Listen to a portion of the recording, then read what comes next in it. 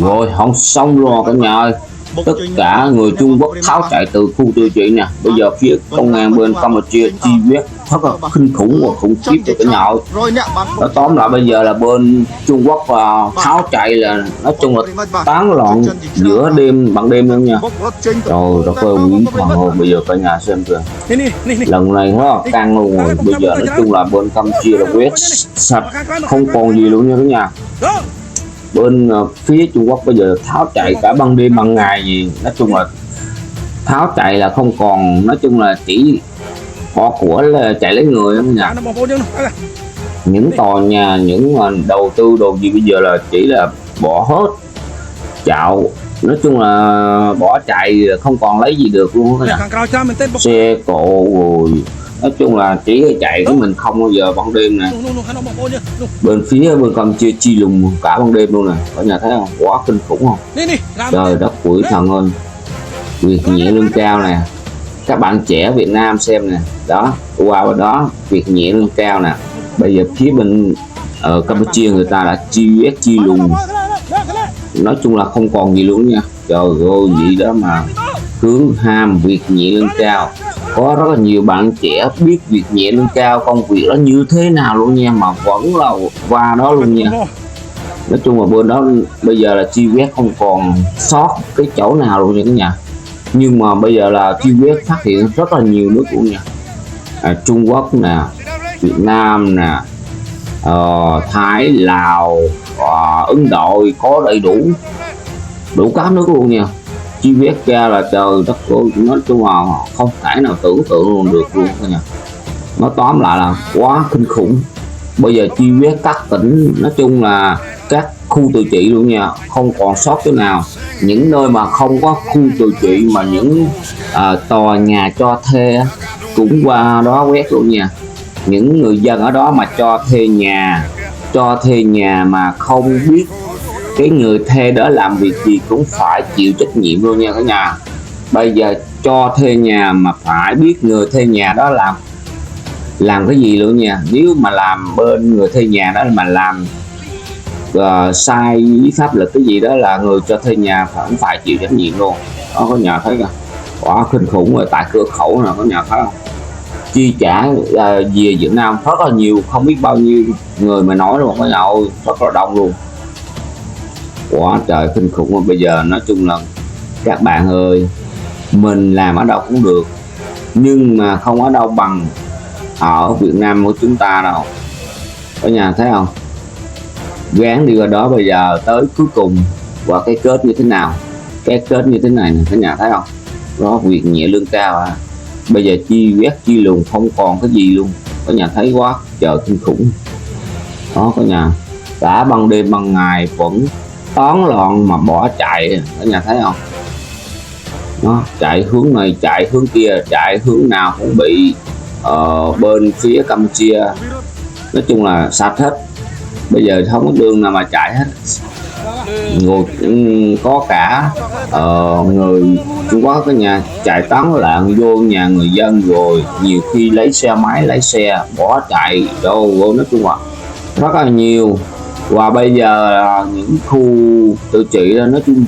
vắng hơn núi Bà Đanh cả nhà. Trời đất quỷ thân ơi, cái nhà thấy kìa, nói chung là chạy lấy người thôi, không còn mà là lấy được gì luôn. Các nhà thấy không đó. Khang chia sẻ video này để gọi đến tất cả các bạn trẻ này. Đó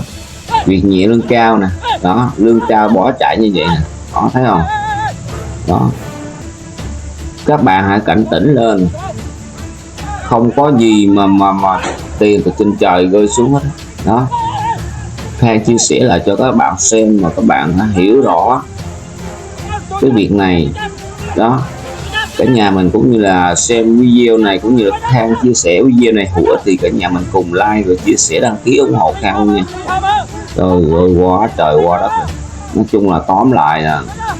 quá kinh khủng. Cả nhà xem tới hết clip mới cả nhà mới hiểu rõ câu chuyện ở đoạn cuối. Trời ơi, nói chung là không thể là tưởng tượng được luôn. Đây nè, quá trời kinh khủng đó cả nhà. Bây giờ không đừng có mong mà nhiều các bạn trẻ vẫn trông mong là 1-2 tháng sẽ khôi phục lại những khu đó và làm lại. Không có đâu, không có cái vụ mà khôi phục và làm lại đó, không có đâu nha. Đó bây giờ là nói chung là những tòa nhà cao cao đó giờ là cái nhà thấy không, không còn một bóng người trong đó nữa. Người trong đó làm gì? Những người trong tòa nhà cao cao này chỉ là làm đào lửa thôi. Đó tới bên phía Campuchia là chi quét ai có kìa, ở trên tầng lầu nhiều khi nó tóm lại là đường cùng á, nhiều khi đường cùng luôn cả nhà ơi. Đó một cả nhà cơ kìa, chạy từ tòa nhà nó xuống. Ủa, chạy kiểu mà chuột mà bị dí chuột vậy đó cả nhà. Thế ai chạy thoát ai tóm lại thì tóm lại cả nhà thấy không. Quá trời quá đất rồi, không thể nằm tưởng tượng được luôn. Xông ra xông liều luôn mà bây giờ nhiều lúc xông liều luôn, chạy toán loạn rồi chạy vô nhà người dân từ lưa hột dưa, làm cho người dân mất đồ mất gì từ lưa hột dưa nữa. Trời ơi, rồi bây giờ những các khu tự trị cũng như Bà Quát bây giờ vắng tanh ế ẩm, nói chung buôn bán gì cũng không được hết, làm gì cũng không xong. Bây giờ nói chung là một lần truy quét này rất là nặng nề, rất là ảnh hưởng tất cả mọi mặt thôi nha, ảnh hưởng rất là nhiều thứ đó cả nhà. Những nhà đầu tư và xây dựng cũng như nhà thầu á, nhà thầu mà lãnh những khu mà khu xây nhà tòa nhà cao cao để mà dành làm khu tự trị á, những nhà thầu lãnh đó bây giờ xây được một nửa, nhiều tòa nhà thì đã mới vừa xây xong, và nói chung là rất là nhiều khu nhiều thầu để lãnh làm. Nhưng bây giờ cái người cầm đầu này đã được tóm rồi, được tóm hết rồi. Bây giờ ai là người chi trả, ai là người trả tiền cho những thầu, những nhà thầu nè. Không phải là chỉ có nhà thầu đó, ảnh hưởng đến rất là nhiều thợ thầy, nói chung là thợ xây tô á cả nhà. Bây giờ bên cầm đầu là bị tóm rồi, thì bên nhà thầu thì không được trả tiền, không có tiền mà để mà lãnh, và nhà thầu không lãnh tiền được thì lấy đâu mà tiền phát lại công nhân cũng như là người xây tô cả nhà. Rất là nhiều, ảnh hưởng rất là nhiều luôn. Và những người ra đường để mà nói cái vụ mà việc mà đi làm mà không có tiền lương á, bây giờ kêu người này trả, kêu người kia trả, không biết từ lứa học dứa cái nào ấy. Rồi ăn uống rồi ra đường gây rối từ lứa hột dưa hết trơn. Mà chung là bên đó nói chung là không còn gì luôn cái nào. Nhất là những nhà thầu các nhà thầu bây giờ là lãnh làm để mà lấy tiền trả cho những người mà xây tô thợ thầy đó. Nhưng mà nhà thầu cũng không có tiền luôn, tại vì những người đứng phía sau cái chuyện này thì đã bị tóm về Trung Quốc rồi. Bây giờ ai là người chi trả đây đó, đầu tư vô xây dựng lên tòa nhà cao cao cũng khá là nhiều, nhưng mà bây giờ hiện tại là không có tiền để mà chi trả cho công nhân luôn. Đó. Nó tóm lại ảnh hưởng rất là mọi mặt. Lúc mà chưa chi quét cái nhà làm ăn hết được luôn, buôn bán cũng được, làm cái gì cũng được, quán xá quán gì, nói chung là khu chơi mà cái gì cũng buôn bán được hết. Từ khi mà chi quét một cái là rồi xong xuôi luôn. Bây giờ làm cái gì cũng không xong, làm gì cũng không được hết. Đó, người thợ hồ của hồ chẳng có tiền mà không có tiền luôn mà, tiền đâu. Bây giờ nhà thầu bây giờ là lãnh, đã xây mấy tòa nhà rất là nhiều căn nhà cao cao không. Bây giờ hiện tại nhà thầu còn không có tiền, lấy đâu mà tiền đâu mà trả cho thợ thầy. Hồi tối ngày cả đêm cả ngày là bên kia ở Campuchia truy quét, rồi để lên xe, dắt xe dẫn đi nơi này dẫn đi nơi kia, trả cho người này trả cho người kia, rồi giam giữ, rồi từ lứa rất là nhiều thành phần nha cả nhà. Thành phần thì cũng có passport, thành phần thì không có passport. Nói chung là rất là nhiều mọi mặt luôn cả nhà. không biết mà mình nói sao cho nó nói chung là ở chỗ ông đó cũng như là một nồi cháo cháo sầu bần, cái gì cũng có ở đó hết nha. Và những anh em ở bên Việt Nam mà sang đó, tất cả những anh em mà nhiều khi nhiều người mà trốn nợ chạy qua bên đó cũng có, anh lớn anh nhỏ gì chạy qua bên đó cũng có. Nói chung là rất là nhiều thành phần, không bao giờ mà nói hết được. Nói chung là thành phần nào cũng có ở bên đó luôn, thành phần gì cũng có hết. Trời đất ơi, thân nói chung là hết sức tưởng tượng cả nhà ơi. Bây giờ là cả ngày lẫn đêm, cả đêm lẫn ngày, bây giờ truy quét rất là kinh khủng. Nói chung là lần này là xong phim các khu tự trị rồi đó. Có các bạn mà comment ấy, nhắn tin cho Khang nói là 1 tháng 2 tháng cũng đâu cũng vào đấy cũng làm lại thôi. Các bạn đừng trông mong cái điều đó nha, không có làm lại hay bắt đầu lại là không có đâu, không có việc đó nữa đâu. Bây giờ không còn, các bạn đừng có hy vọng mà việc nhẹ lương cao nữa, bây giờ không còn hy vọng gì nữa hết nha. Bây giờ nói chung là không còn gì luôn đó cả nhà xem hết đoạn cuối đi, đoạn gần cuối cả nhà sẽ biết trời quá trời khủng khiếp, không thể nào mà tưởng tượng được luôn cả nhà.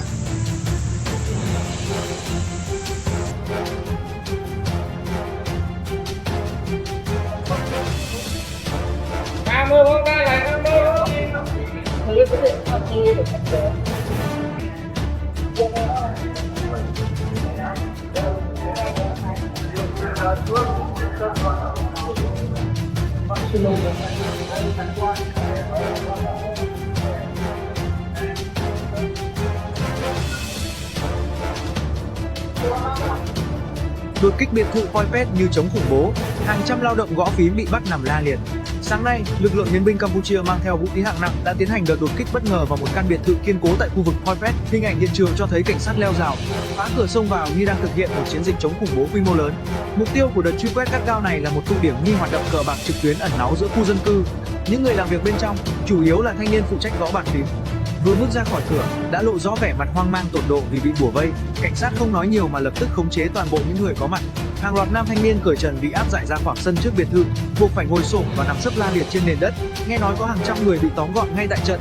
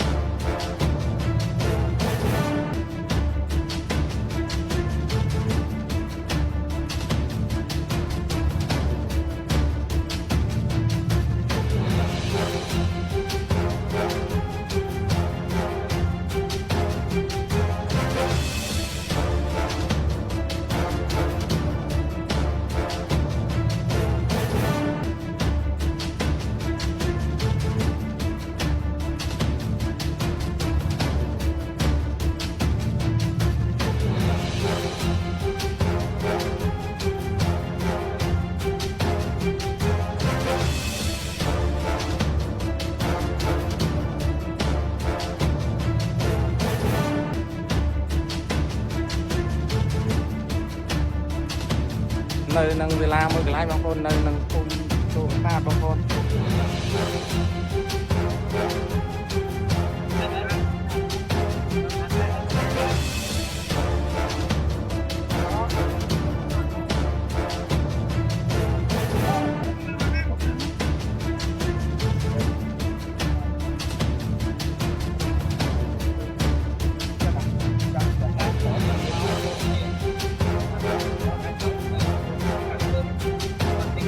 นี่ติดตั้งที่มวยบางคนเวลาตีมวยบางคนเมียนนวลปีร้อยเนี่ยเที่ยงบางคน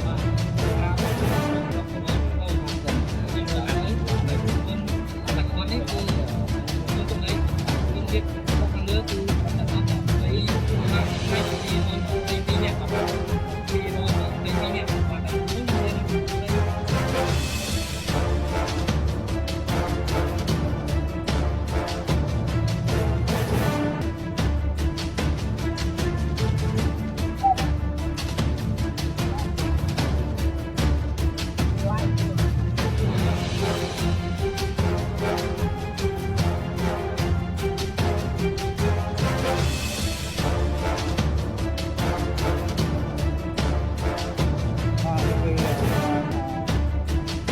đây là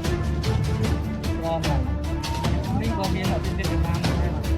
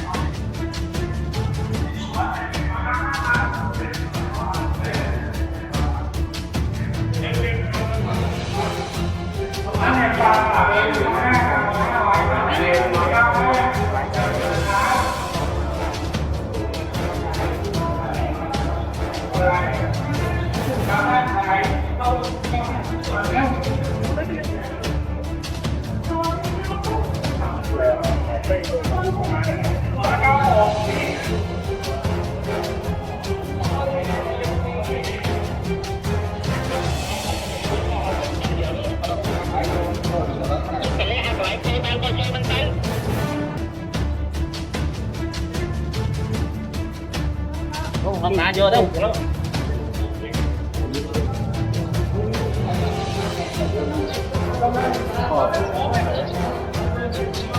con thay ngay này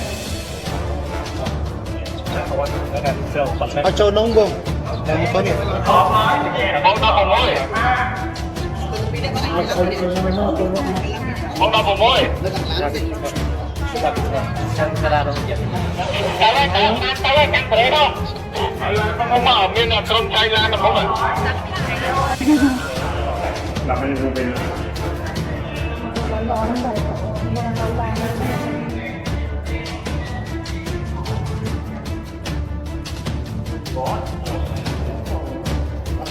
Chào lá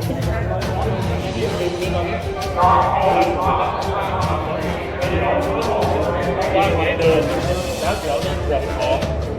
cái ổn nó cho nó thật tay đó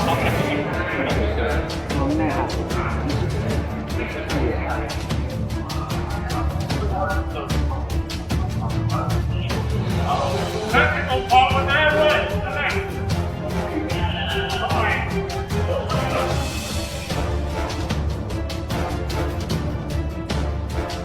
Than than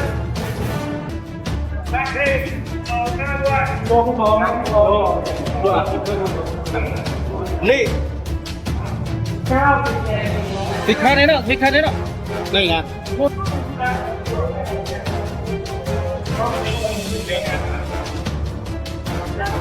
Cực lên mấy bọn mà tập quá chăng nên mà làm cái thôi chẳng làm tiền phát chẳng ơi và nói cái này đó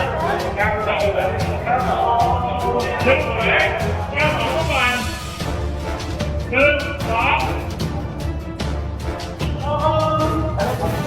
าไหร่ฮะแล้วก็6ไหนแล้ว6ลูกแบบนี้5ลูกได้เอาก็พี่5 ตัดนี่1ได้ไหม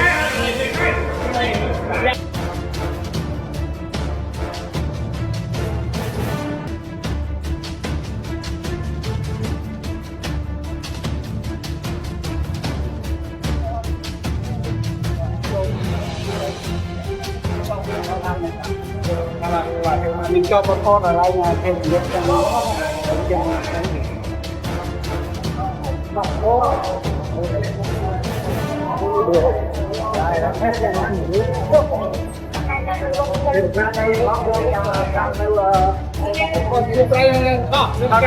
Anh bên à? Còn ăn không?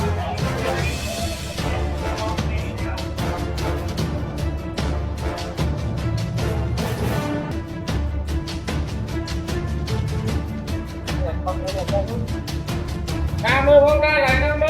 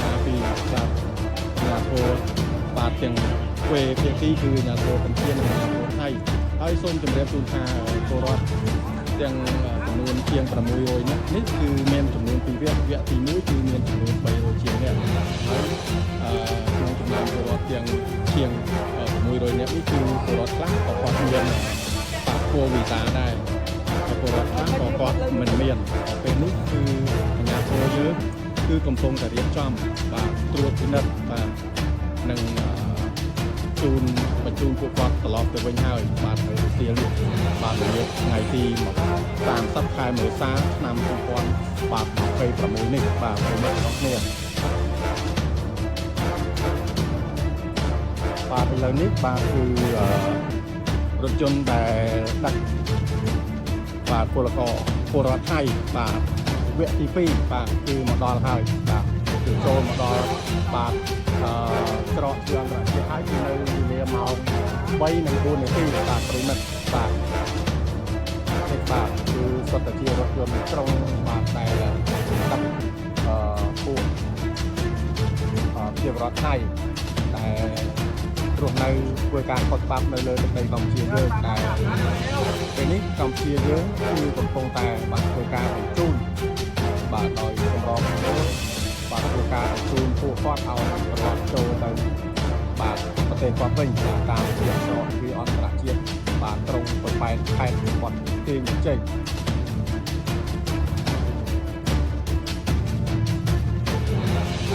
បាទប្រិមិត្តខណៈនេះដែរបាទខ្ញុំបាទសវុនបាទនិពន្ធនាយករងគេហទំព័រទីវិទ្យុបាទ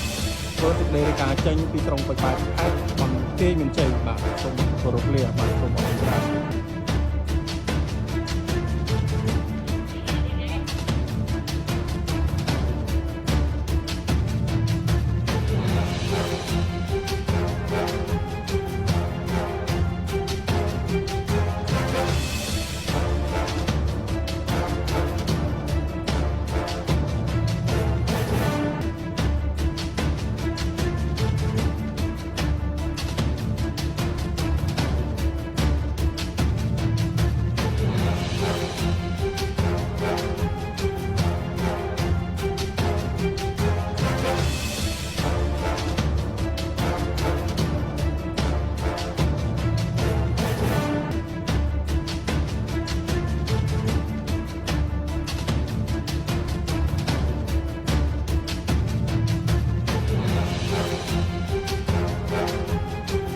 កងរាជបុរហាត់រាជធានីភ្នំពេញបានធ្វើការចុះបង្ក្រាបកន្លែង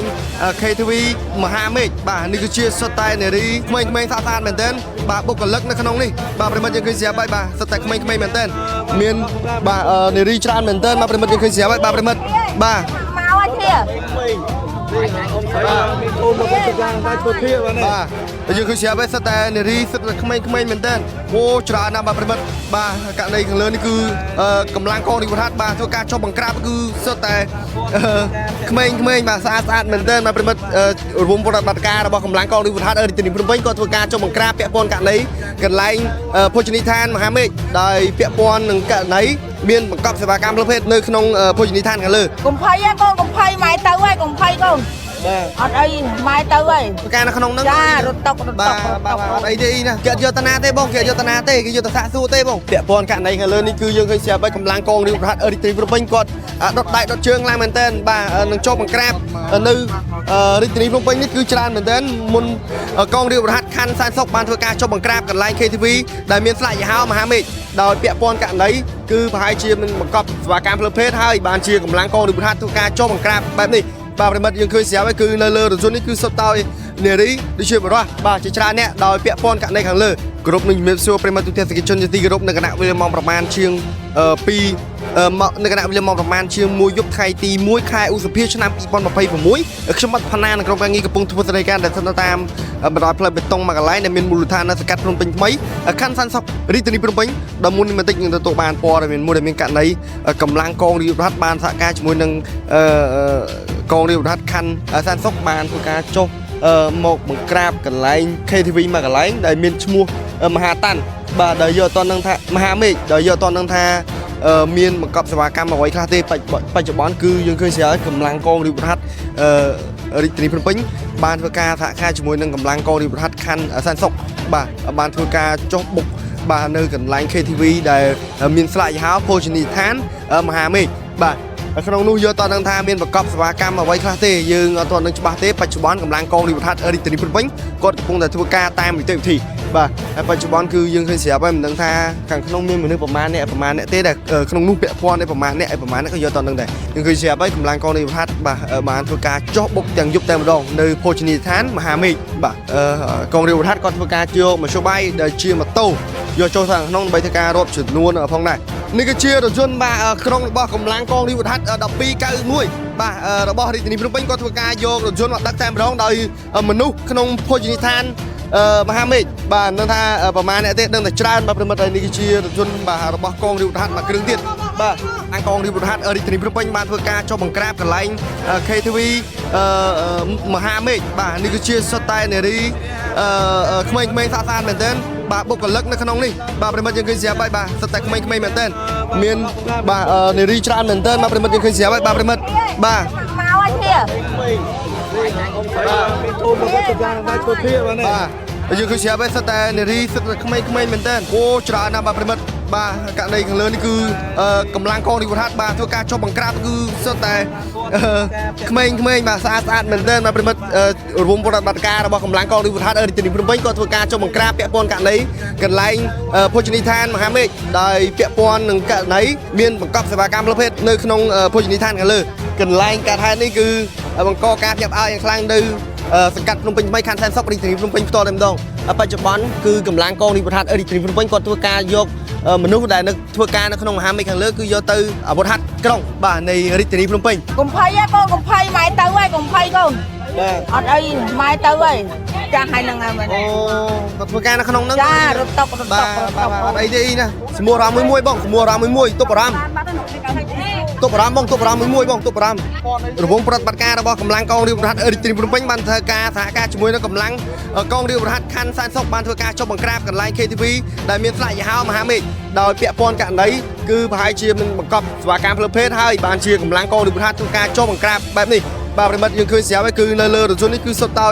នារីដូចជាបរិះបាទជាច្រើនអ្នកដោយពាក់ព័ន្ធករណីខាងលើបាទប្រិមិត្តបាទយើងឃើញស្រាប់ហើយបាទប្រិមិត្តបាទ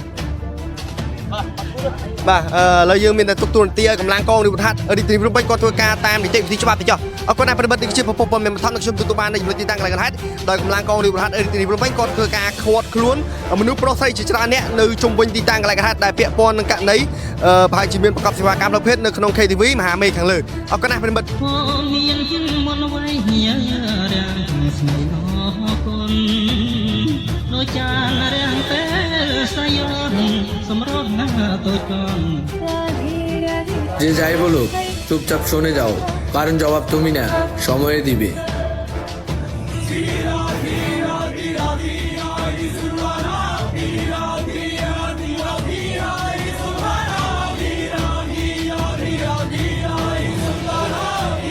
គិតត្រឹមថ្ងៃទី1 ខែឧសភានេះតំបន់ដែលធ្លាប់តែជាមជ្ឈមណ្ឌលប្រតិបត្តិការយ៉ាងសកម្មរបស់ក្រុមអ៊ុក្រិតជនបច្ចេកវិទ្យាគឺអគារបៅឡុង3បានប្រែមុខមកទាំងស្រុងបន្ទាប់ពីសមត្ថកិច្ចបានបើកប្រតិបត្តិការបង្ក្រាបយ៉ាងចាស់ដៃ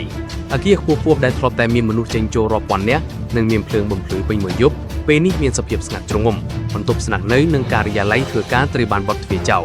ជនជាតិចិននិងជនបរទេសដទៃទៀតខ្លះត្រូវបានចាប់ខ្លួនខ្លះបានរត់គេចខ្លួនខ្លះទៀតត្រូវបានបញ្ជូនត្រឡប់ទៅប្រទេសវិញអ្វីដែលទាក់ទាញផ្នែកបំផុតនៅជុំវិញអគារបៅឡុង3គឺវត្តមានរថយន្តស្រីទំនើបដូចជា Alfa, Range Rover, Lexus និងរថយន្តទំនើបដទៃទៀតរាប់សិបគ្រឿងដែលត្រូវបានទុកចោលនៅតាមចំណតនិងចិញ្ចើមផ្លូវ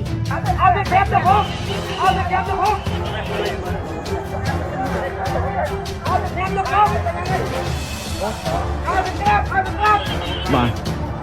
គឺបុកចេញមកច្រើនមែនទេបងប្អូនឲ្យវាខាបចុះខើឲ្យវាខាបចុះខើ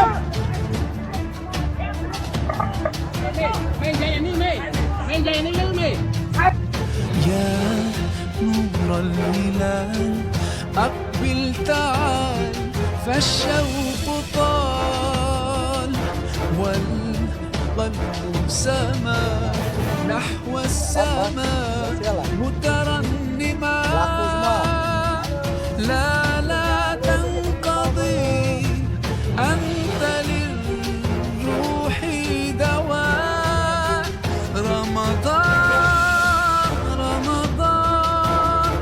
رمضان يا حبيب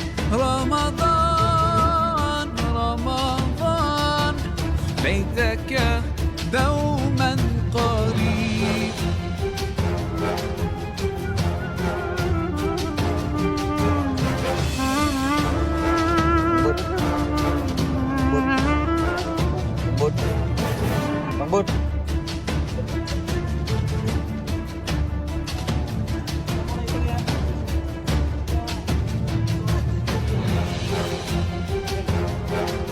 Puin hơi puin chứ là nè.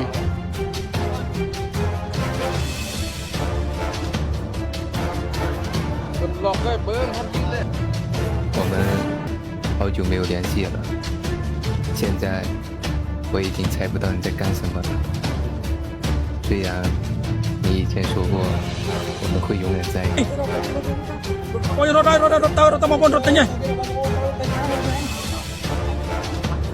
Bơi bẹt tu snow gặp lưng làm mùi bóng bình chăm đi ngọc bay rồi xiên là hôn đang mong làm muôn chục ngày tôi mà phay làm muôn khai về xa cho năm pi pon mà phay làm mùi rồi tập bắt ca bằng crab ti tăng song say chia song một scam thông bằng hot bay đồng bằng sẽ được cái xe san cô trong bơi bẹt khai bản tin mình chỉ bản trái khai tới chia sẻ thành tan tầng bản to bị chôn con là tên rob rồi nhẹ chia game rốt trình ti tăng đi miền ai kia còn buộc đọc cho anh đang ai kia chỉ cho anh nông kia từ lớp tây đây chân mà phay hay cả về cầm lắng xong mặt cái chồng rau trôi lòng quạt mình nuôi hàng khăn nông ban sầm độc tranh tạm trọ thì trong nguồn buôn cần lãnh hai miền rốt chôn mùi kêu thoi bộc rô bong về tông bạc đang bay bao lâu rốt kịchสมัติกบานบันกลมเดียมลางเลือเชื่อบอลตอบอลตอบดาวไปตกสกัดการสมรบจิงแต่จนบอลเตะบานบันตอบต่อวิ่งโดโหตอนมองปรับวนจบตึกสงัดสโนกับเพลิงนี่วายงจะตามบนไตรมูลฐานรูปเพียบปีกันแหลงการให้บังฮันจนบอลเตะรอบโรยเนี่ยเติมบันประมวลประดมอ้อยอ่องกวยมวยกันไหลลงจำการดักจุนจุนจิงตึกแคดซิมเรียบกำลังประดับอาวุธโชว์ตรวจปีนัดจุ่มตึกก็เป็นแต่เหมือนไอ้ตกสกัดออตีจนสองสายชอบเอาสแกมรอบโรยเนี่ยบันรถกระสานพลังกันโชว์เปรย์พลังรถเป็นเลยกองพลโตมาเชิงเลยหาสมุยโจช่วยปวดหนังกระโปรงสถานการณ์กล่าวสับเพียบการสงบสงัดหนึ่งมองปรำบุญจุกจนสองสายปรำโรยเนี่ยเติมบันดักจิงจังยกตึกแคดซิมเรียบดำไปบรรทอในเตวิธีจมในรอบโรยเนี่ยเตี้ยแต่รถเก่งสมัติกหนึ่งบรรทอตามสบายโรสมัติกเป็นเจ็ดหาปฏิบัติการหนึ่งบรรทอรอโหดดอยบอมไปบนด้านสแกมแตงสรงปฏิบัติการนี้เกิดจัดตกทางเชียงการบังกราบเข้าบอมพดเลือบนด้านสแกมออนไลน์ในกรงปอยแปดได้มีการโจรวมระบบสมัติกจมรอรวมแตงโกบายหนึ่งโจเทียบพ้องสารบปรำโดยเนี่ยนี่บ่ยงจะตามสมัติกในตีตั้งกาไทยยมรู้สุดที่ปีนิวส์ทูเดย์อันพีทีวีที่เราบอกยังรถไฟ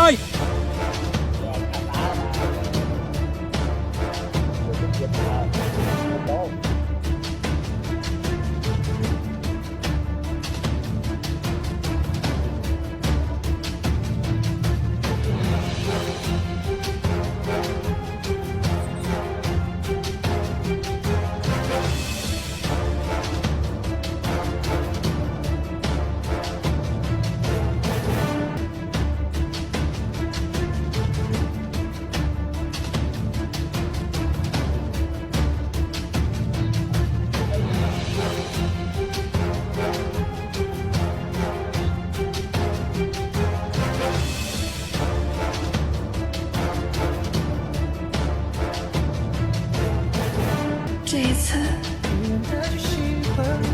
我真的走了。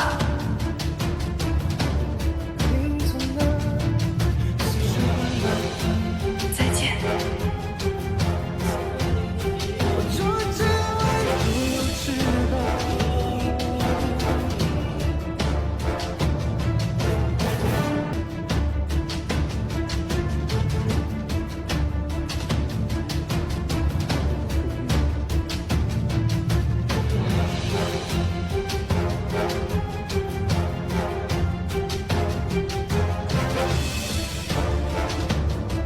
នេះថ្ងៃទី3ហើយដែលខ្ញុំស្ងាត់អត់មានមួយទេលក្ខឹងស្ងាត់3ថ្ងៃថ្ងៃនេះដល់ថ្ងៃនេះអស់ហើយតាមមកkiaនោះអីបិទភ្លើងចេញអស់លឹងមកចេញសម្នាក់ម្ដងតាមផ្លូវនេះបោមានហើយដើរទៅភ្លឺផ្លូវនេះខ្ញុំគឺតនេស្អាតអត់មានខ្ញុំមកអង្គុយសុំ3ម្នាក់រដងពេញកន្លែង3ថ្ងៃនេះគឺគ្នាទេគឺអត់បលហើយដល់kia bật lên chân là bà ở miền nơi tây kia này hay kẹt vô đấy mình cũng chuyện này đó xong mà đây là mặt bật ở lên bật tới ở hỏi chùa nó đầu cũng chuyện đó hỏi hay chân là ở lên đấy này bật tới ở bật lên mình gật chân nói mà kia khô nó nó muốn là có toàn cho khắp lực quanh bớt quanh nhà kia là sạch chết tô của xem này Rossi bộ tô của xem đúng không? Còn nó nhiều phải nhớ có bao đấy ở bên hộp trên đây này tôi lên nhập coi tay với giờ là đó mà mình kiếm lên xem không có bao ở đây nó tiền chỗ đách chỗ người đang vào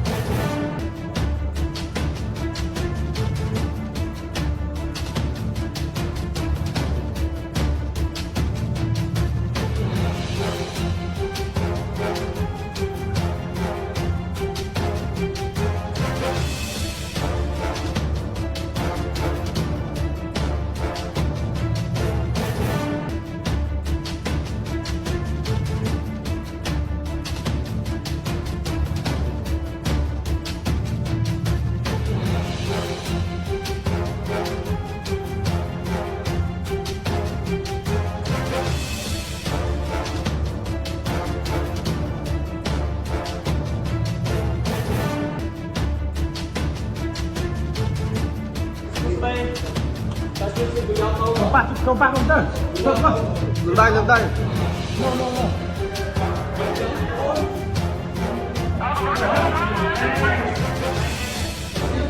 Dừng tay, dừng tay.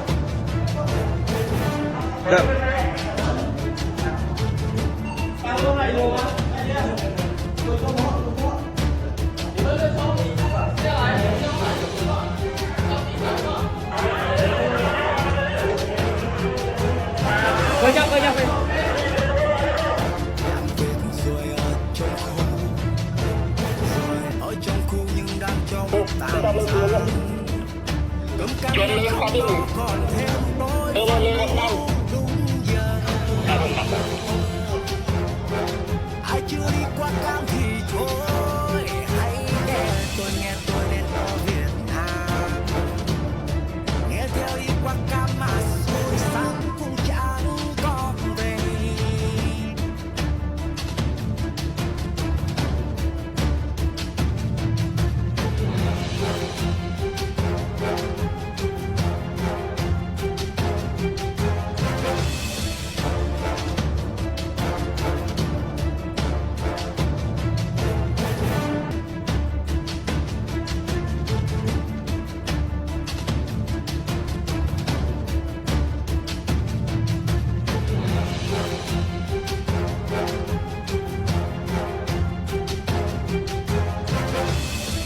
Rồi thái vậy của thuyền chặt em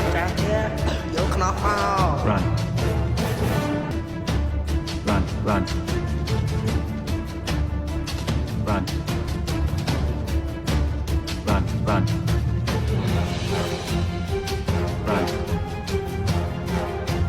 Run, run. 在长街中，灵犀自长京城，人杂乱嬉小丑，夜黄退入长久，悠悠的。 Bad boys, what you gonna do? What you gonna do when they come for you? Bad boys, what you gonna do? What you gonna do when they come for you? Tuhan dia sedang berjuang, jaga dia, lindungi dia.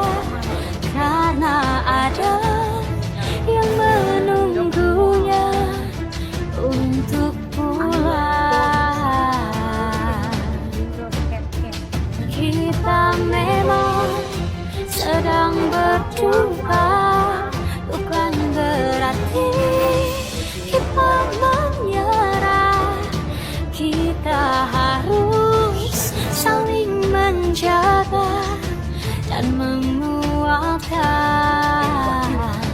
hingga Tuhan.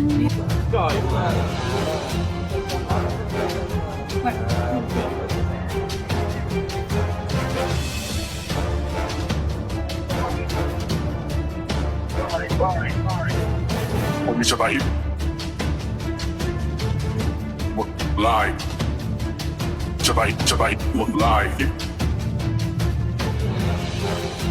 Live. Kami terbaik. Live.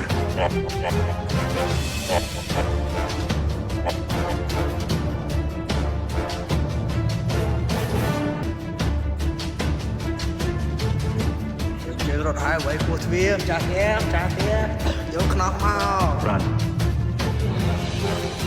Run. Run. Run. Run. Run. Run. Run. Run. Run. Run. Run. Run.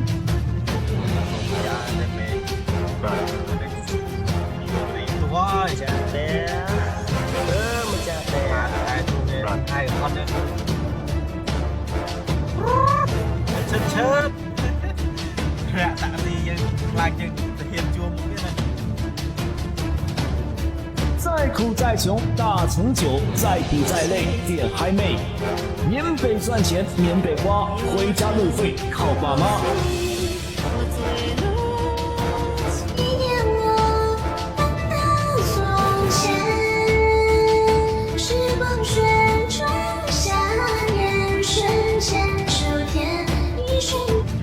当你落魄的时候，一定要去一次东南亚，它会告诉你，人这一生除了生死，在乎大事。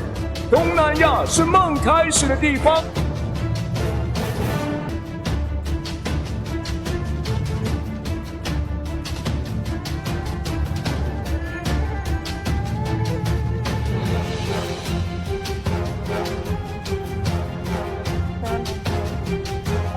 Dia pertama terang cocok cocok mana tak dulu.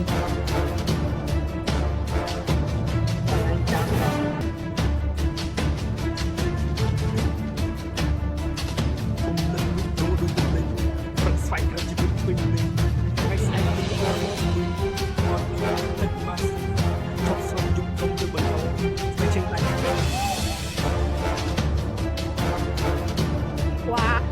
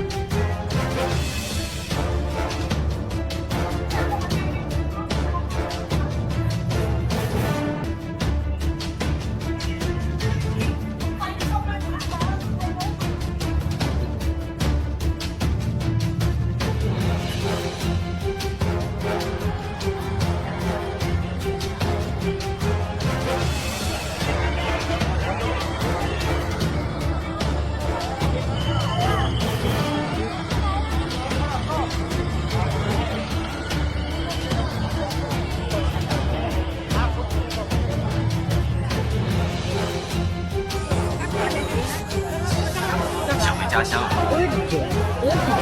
要是为了这个就想回家乡，为什么当初你要出来？这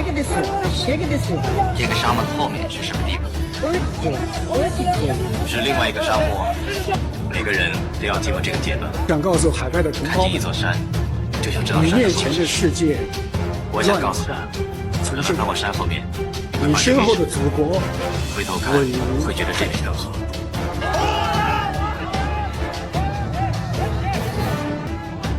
Hãy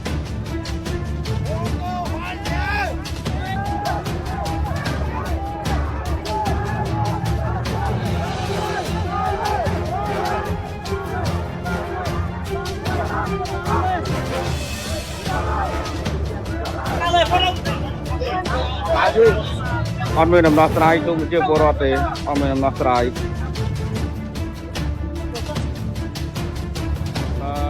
ខាង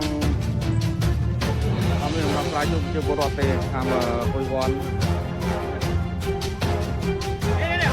ông còn lang lơ tính mà ông còn lang lơ tính mà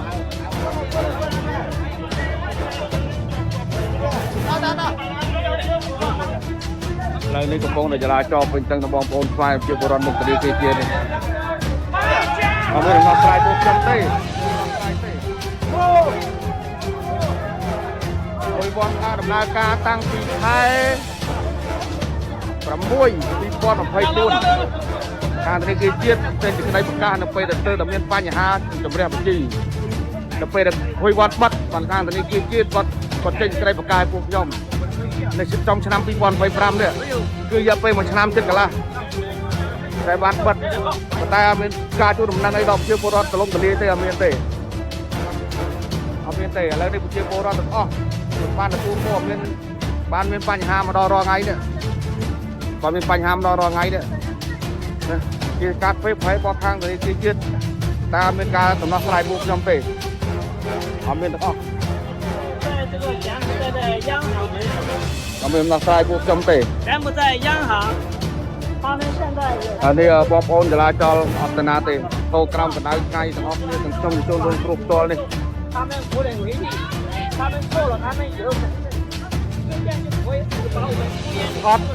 អត់ចេញសេចក្តីប្រកាសសំណុំទលេឲ្យប្រជាពលរដ្ឋដឹងលើហើយមានបញ្ហាអត់ទទួលស្គាល់ទៀតបានត្រឹមមកប្រើពាក្យថាសោកស្ដាយជួយប្រជាពលរដ្ឋតែបានន័យអីបានអីមកវិញលុយពួកខ្ញុំកម្លាំងយកឈាមខ្ញុំផ្ទាល់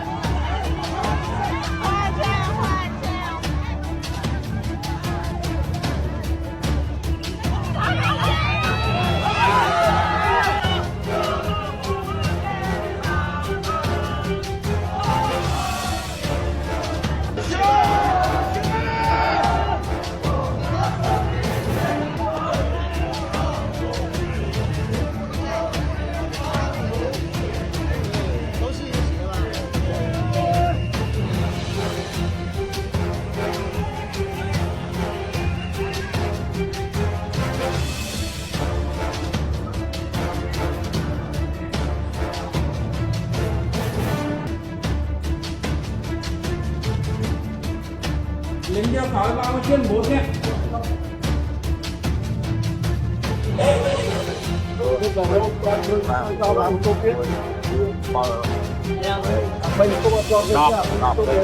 Đến rồi, về đây. Ra.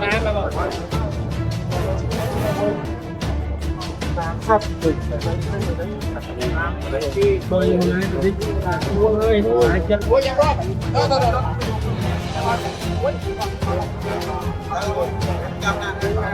Đó. Bạn bơi cho phục. Bạn. Lang này phục không? Lang này.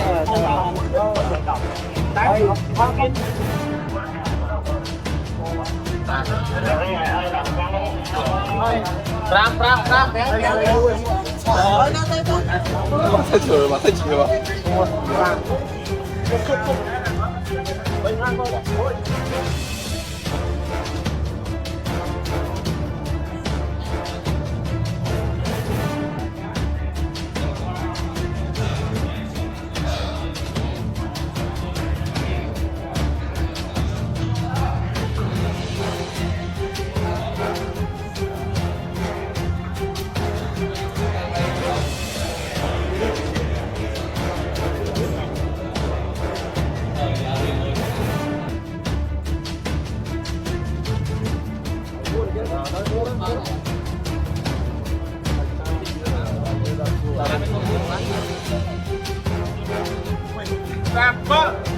Bây giờ cái pin cho nó đâu, giờ bây giờ cái pin vào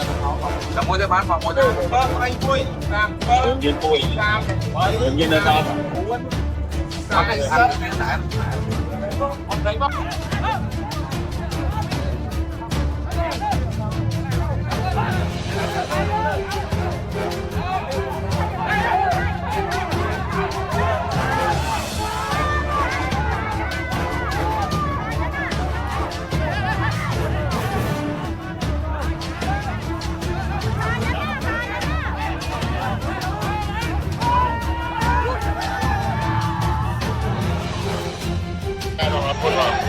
con chứ là một cái kia chia là miền xuân chia chân và máu to vang là rương ấy bông hồng như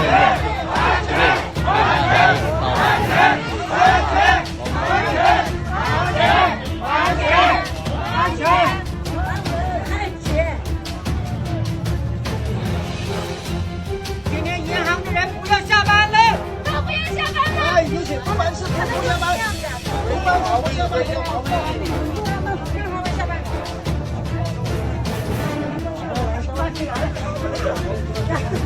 đây con dương là từ ngày thì phật 24 năm đi qua còn thầy đồng đội dương là một cái tiết và một quân tiết chân luôn hoàn toàn nó trai to ba là đường ấy một con dương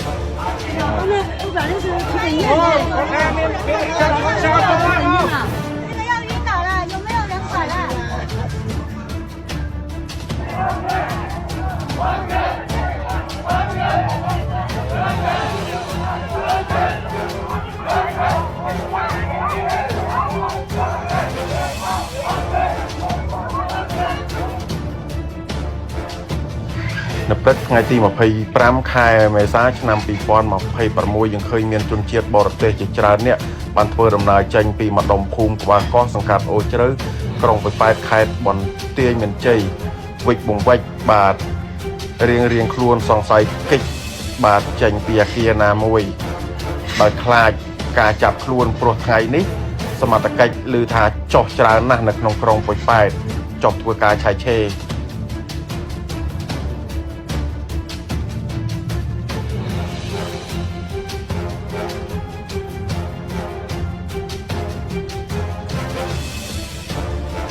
rằng á, bước qua tháng 5 rồi á, liệu rằng á, Campuchia thì có thể hoạt động lại không mọi người? Có nhiều người bảo á, giữa tháng 5, có người thì là cuối tháng 5 á, sẽ hoạt động lại nha. Là những cái trang sinh chính á, sẽ hoạt động lại và casino sẽ mở lại nha. Nhưng á, cái đó là chỉ mới là lời đồn thôi nha mọi người ơi. Chưa có tin chính thức từ thông báo bên là Campuchia luôn nha. Khi nào mà Campuchia có thông báo thì cái đó là mới là ok nha mọi người. Còn bây giờ ở cửa khẩu thì rất là vắng vẻ luôn. Nhiều người qua thì người ta sẽ bị hỏi qua đây làm cái gì, rồi visa E nữa, visa E thì hỏi qua chơi du lịch này kia rồi sao có visa E, nên mọi người sang thì hãy chuẩn bị câu hỏi đi nhé.